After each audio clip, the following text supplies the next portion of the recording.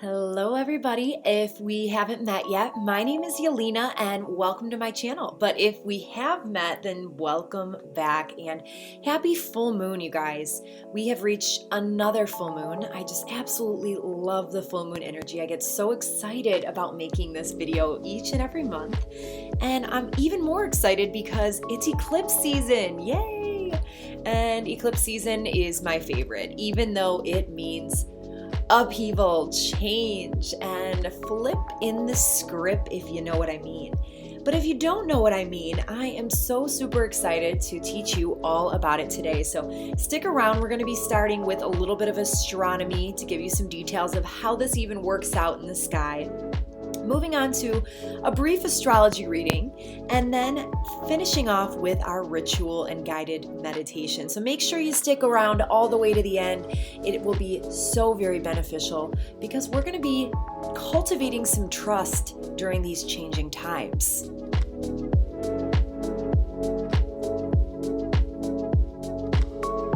So as I stated at the beginning, this full moon is a little bit more special. It's happening in the sign of Gemini, but it's also coinciding with a lunar eclipse on Monday, November 30th. So if you're a resident of North and South America, Australia, or even some parts of Asia, you'll be able to recognize this as the moon will turn a little bit of a shade darker. So it's a little bit different than a solar eclipse. You'll just notice the moon get a bit darker.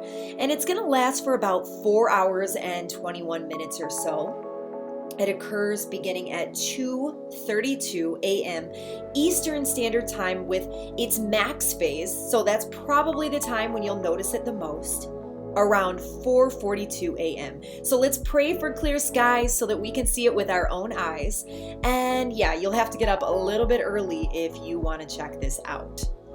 I like to stargaze and look up at the sky. I don't know about you guys, but it's super powerful when you look up at the stars, at the planetary bodies that are visible, and the luminaries, the sun and the moon, and just do a bit of contemplation. Now, astronomically, a lunar eclipse occurs when the sun, the earth, and the moon are all aligned together. And the earth is wedged and sandwiched in between the other two. And then the earth casts a shadow on the moon that we can actually see. And this is when the moon appears to be a little bit darker. That's the earth's shadow. You might be wondering why eclipses are more significant astrologically. And this is because they serve as an indicator.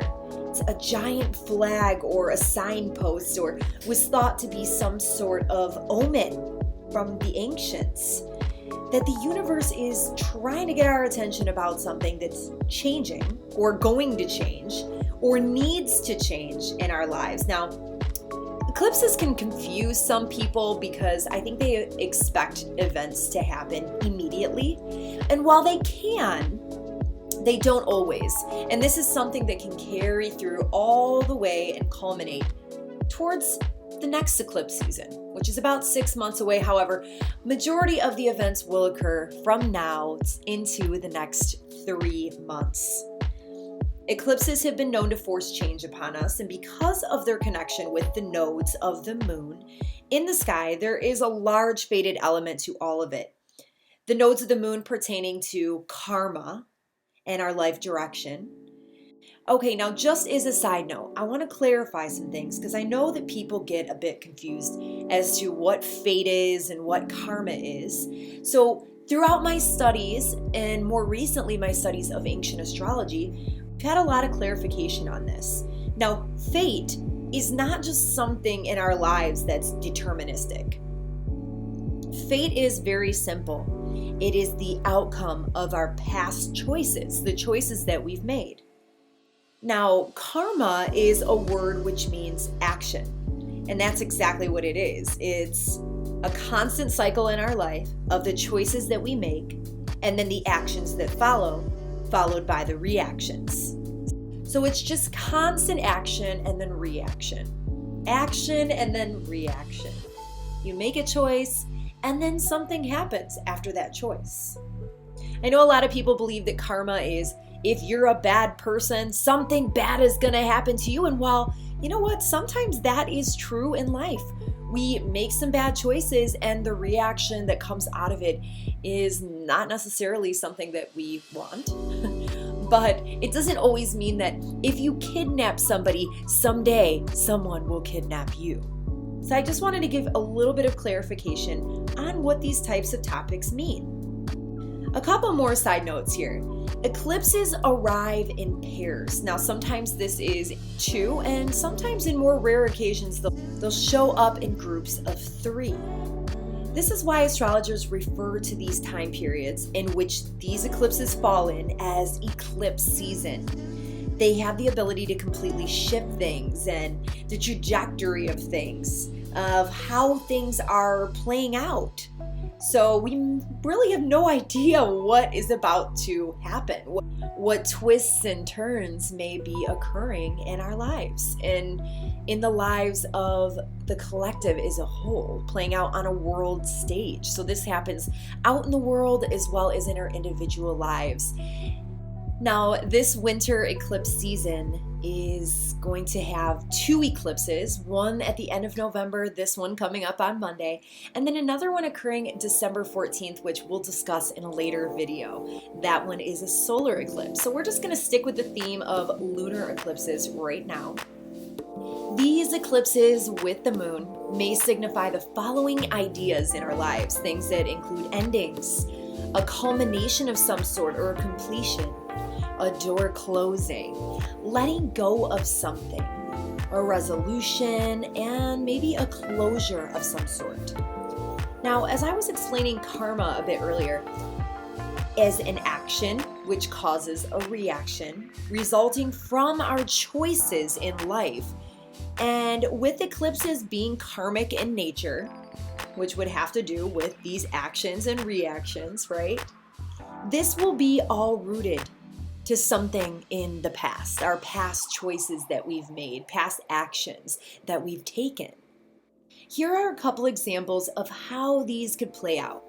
Just as a side note, it will be happening in a different house for each one of us, which means that it'll be tied to different life themes, life topics, because each house is associated with a different topic. So I'll give you an example of something that happened in my personal life. A few years ago, I had a bartending job where the boss was just a complete narcissist. It made him really impossible to get along with, and we had a couple battles back and forth. So I had a lunar eclipse happening in my 6th house, which the 6th house has many different topics and themes. One of the themes is odds and end jobs and part-time jobs, things that aren't necessarily your career. Within the next month or so, I ended up severing ties with this company and completely leaving the job, which was also tied to helping me in my mental health, closing out a chapter, bringing an end of something that was giving me mental strife and bringing me a lot of stress, which the 6th house is also related to our health. And one more little example here, I'm just reflecting on what could possibly be coming up in my chart during this eclipse, this current eclipse. So the eclipse in Gemini is going to be happening in my 12th house. Some 12th house themes pertain to the subconscious mind and our deep-rooted internal habit patterns, our psyche, psychological complexes, and many different things pertaining to that. So shadow work and really working through these inner intricacies of ourselves would be a big theme. So for me, I've been working on that a lot lately. I plan to work on that a lot more in the coming months as I am taking part in a coaching program right now to learn to become a life coach and help other people with these things. But first, we have to work on these things within ourselves. So this could really pertain to some letting go for me of old psychological ways of doing things, old habit patterns and belief systems that may be tied to certain blocks in my life that keep me from achieving certain things. And I'm already seeing this play out, and I can only imagine that this would be a theme for me in the coming months. So there's just another little idea of how this could play out in life. I've also learned some very interesting things lately from my ancient astrology teacher, Baba, about lunar eclipses and also another transit of the planets that's happening right before it. And what I learned is that transits happening right before an eclipse aren't just regular transits, and that they're big signifiers of parallel events that may coincide with the eclipse and another theme that's going to be very big and significant for us the next few months. So it's not just a normal transit, it's like a big, giant, exaggerated expression of that transit. And usually with astrological transits, they're just happening right now, unless they're slower moving planets that play out over the course of a long period of time. But with the one I'm about to discuss, Venus is one of the planets we're discussing, and it's a faster moving planet. So usually that would just be pertaining to right now, and the energy would dissipate and it wouldn't play out for us over the course of a long period of time. But since this is happening with this lunar eclipse, these themes have the potential to play out over the course of the next few months. So I want to teach you guys a little bit about this transit to give you more insight on what this could mean. So 2 days before this lunar eclipse, Venus will be in the sign of Scorpio. So it's moving through the constellation of Scorpio, transiting is what we call it, and it will be in direct opposition in the sky, so opposing Uranus, which is going to be moving through the sign of Taurus. Now, this could mean a few different things, and I'm going to give you guys some ideas to contemplate.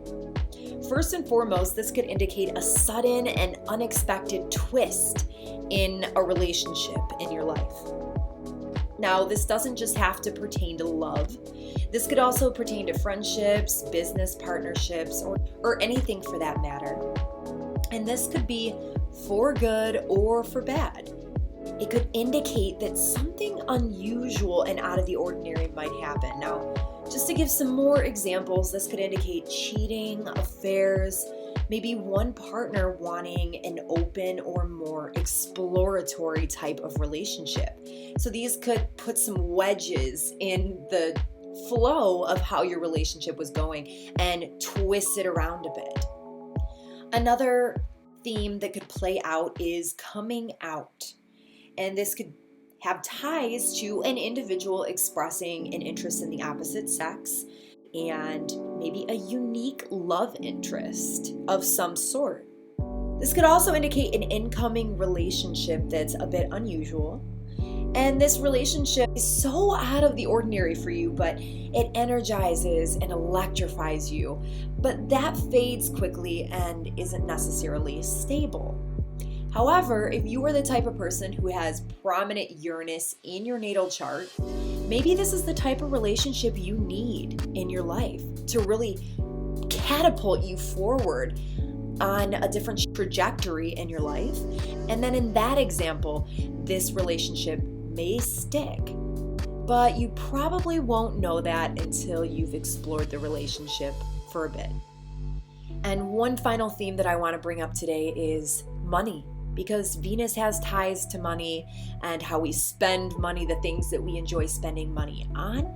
And then also where Uranus is in the sign of Taurus, that also is a sign that has to do with finances and surrounding the themes of money as well. So we may see some push and pull types of events occurring in our own lives, maybe in society as a whole.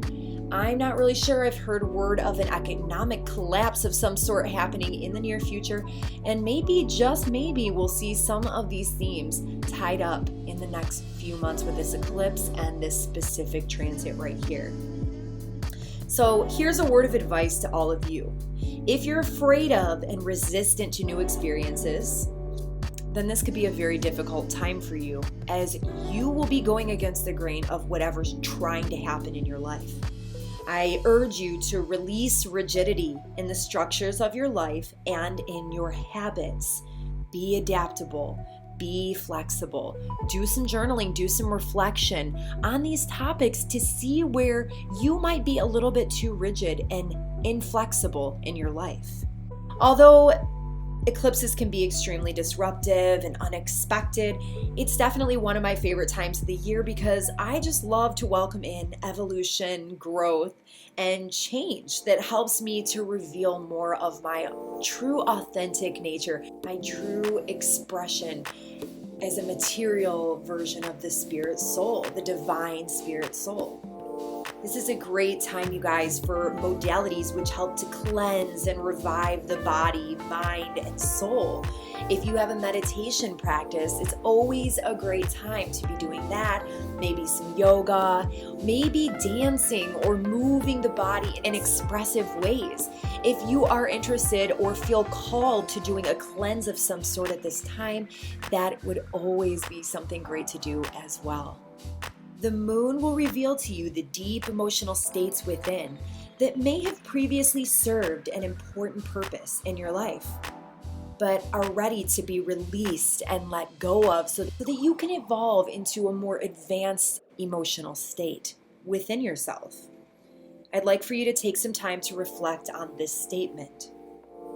Is what you're doing today going to get you closer to where you want to be tomorrow? Just know, my friends, that everything that happens is part of the grand cosmic plan. It is divine. And that whatever happens, just imagine that this metaphorical hand of God is plucking you from one place in life and putting you exactly where you need to be. So as difficult as that may seem, try and flow as much as possible. Be flexible and adaptive with the circumstances that you're being given. All right, my loves, we are now going to move into the guided meditation portion. This should only take about 7 to 10 minutes, so just sit back, relax, maybe find a comfortable seat or lie down on some pillows. As I stated earlier, this meditation will be focusing on cultivating trust in a time where there's a lot of uncertainty. There's a lot of changes and fluctuations taking place, maybe inside of us and also in the outside world. When we cultivate a sense of trust, we align ourselves with love and the universe to manifest our highest good. Our themes today include trust, self-love, and clarity. I'd like to ask you right now to come into an easy and comfortable position, either seated or laying down, whichever you chose.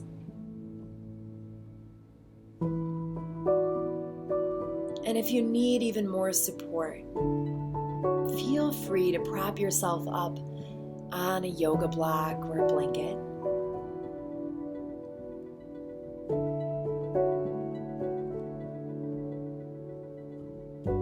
If you're seated, sitting up nice and tall, putting your hands on your legs, keep your shoulders relaxed while closing your eyes.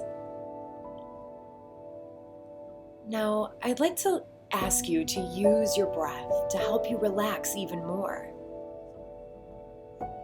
Begin by taking some deep inhales and exhales through the nose. Come into a state of ease and serenity.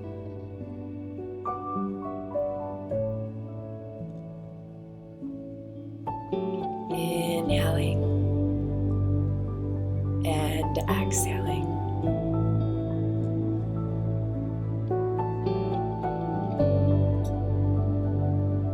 Big inhales of trust and clarity.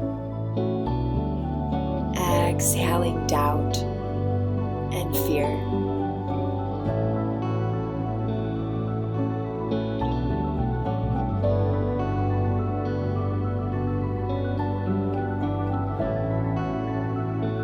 Continue to focus on your soft breath as I guide you through a meditation built on trust. Your breath is a sign of your profound trust, your trust in yourself, your trust in divinity. that everything is exactly as it should be. That you are exactly where you should be in this moment. Now, whatever shows up to your mind, whatever is there to worry and scare you, let it all go and see how that feels. Just be willing to release it. Open up and release.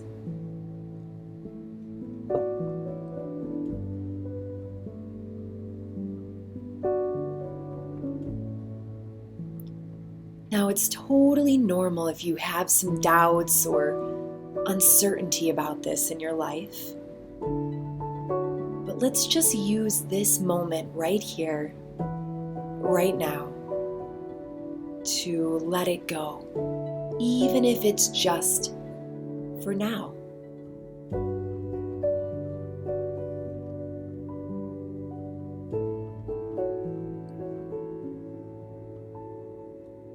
Take a deep breath in through the nose and acknowledge your mistrust. Exhale through your mouth, pushing this feeling away. And let's do that again. Inhale, acknowledge your mistrust. Exhale, push the feeling away. One more time, inhale. Acknowledge your mistrust. Exhale, push it away. Take a slow, deep breath in through the nose.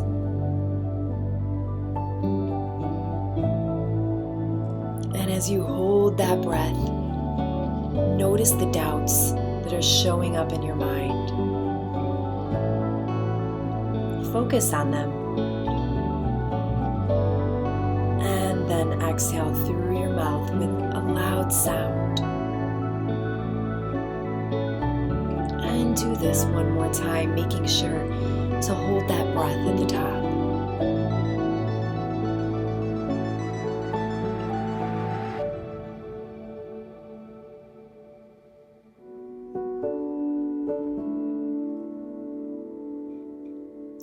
Now take a deep breath in through the nose.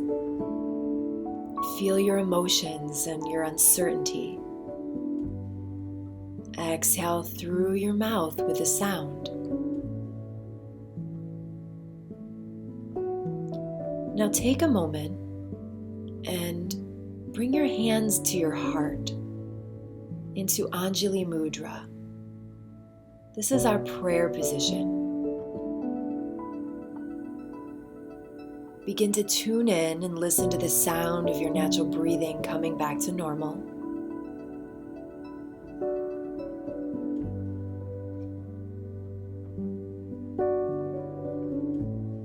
If you're seated, sit a little bit taller, feeling a connection from the basis of your spine to the crown of your head. Begin to feel the connection to your divine self. Let's reconnect to that aspect of yourself.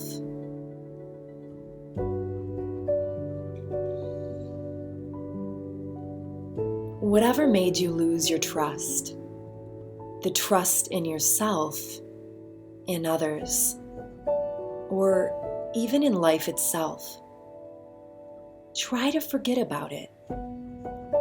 Reset what you think you know and start again from the very beginning. Feel free from the world. Enjoy this moment as a complete moment of freedom and openness. Your mind is lighter. It is freed from all the negative thoughts and it's ready to be nourished with some positive thinking. You are experiencing a new dose of real, profound, and grounded trust. Trust is changeable, and it's something that you can keep or lose. Try to feel the change in your body and mind every time you come back to stillness. Focus on that feeling. Connect to your center and to your intuition.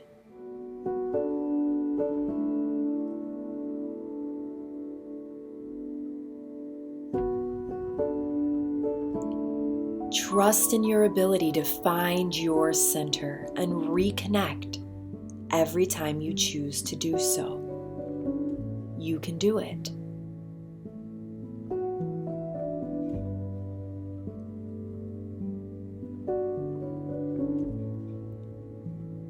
Take a deep breath in through the nose and exhale through the mouth. Repeat with me out loud. I trust. One more time. I trust. Good. Now bring your trust to every part of your life, starting with yourself. Trusting your intuition is the main key here to trusting the universe. Put your trust in the bigger plan awaiting you. Take another deep breath in through the nose and smile. Lift the two corners of your mouth and then exhale through it.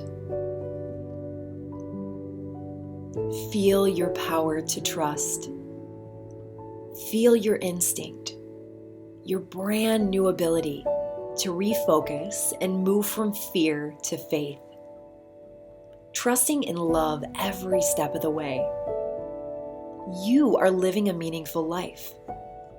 You are respecting yourself and the universe. You effortlessly tune in with your intuition and your higher self. Now bring your hands to your forehead, the third eye. May your thoughts be calm and at ease. Lower your hands to your mouth. May you speak words of truth and kindness. And lower them back to the heart. May your heart be filled with love and the ability to trust in yourself and the universe. Namaste, my friends. I love you guys so much. I hope that this was helpful and informative. If you enjoyed it, please tap that like button below. Leave me a heart emoji and a moon emoji in the comments below if you're still with me. Let me know what your takeaway was from this. I would absolutely love to interact and hear from you guys. Make sure to subscribe, share this with your friends, and do something fun. Do something good with yourself during this full moon and lunar eclipse. It's been a tough year, you guys. Give yourself a big pat on the back for right where you are in this moment, because you're exactly where you need to be. Love you guys, and peace.